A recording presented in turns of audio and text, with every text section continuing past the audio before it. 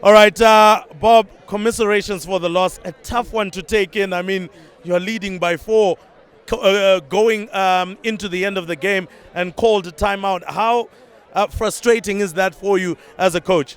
Very, man. But it's you get to learn. You get to learn how to manage these moments, these last 2 minutes, these last 3 minutes. I thought we were pretty good at that, but we struggled to do it today. But I mean, St. George's were never going to quit. So they're always going to keep coming, and that's what happens in a schoolboy rugby game. What drama, what excitement for everybody, great theatre.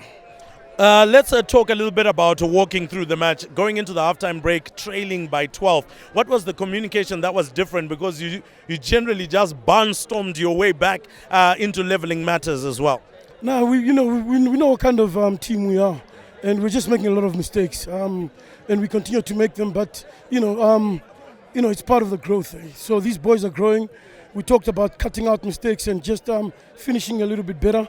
We did that, but we kept struggling to exit. We kept struggling to play rugby in the right areas, and against a quality team like the Dragons, that's always going to come back to bite you.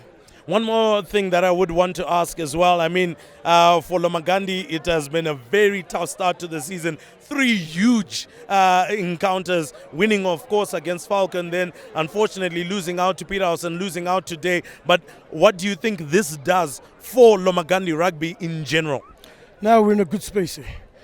People forget we're 200 plus boys, and these boys come here and they punch above their weights. But it's not an excuse, because we believe we're good enough. We don't even use that as a crutch. We believe we're good enough, and we just should have executed today. We're learning. We didn't show up against Peterhouse, but our loyal fans, our parents came out today because they know what we're capable of, and I think the boys showed it. We just have to string a few more quality moments and do away with all the little mistakes, and I think we'll get a few more wins under our belt sometime this season. All right, one last thing before I do let you go. Let's talk about your fans. Vociferous, powerful crowd that you always move around with from Mukuru Derby Fest, in fact from tour up until now. Just how important are they for the boys, urging them on, especially in times like this where you're playing away from home ground? Man, they make every away game seem like you're playing at home.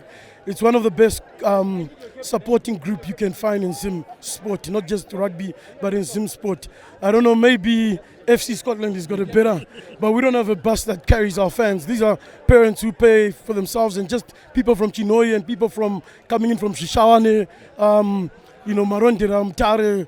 They just come and support the boys, and we love that. I mean, we call them the team behind the team. We wouldn't be able to achieve a lot without the support we get from our parents, from our board, from our senior management, from our sponsors, Kainok, Econet, Paradise of Joy.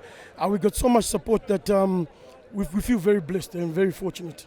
Commiserations for the loss there, Bob. Wish you the best of luck for next weekend. No, thank you, Kaz. And I mean, thank you again for doing what you guys do. We really appreciate it, and we'd like to say thank you to St. George's and wish them the best. We wish Ricky and his boys the best for the rest of the season. I'm sure they'll do well.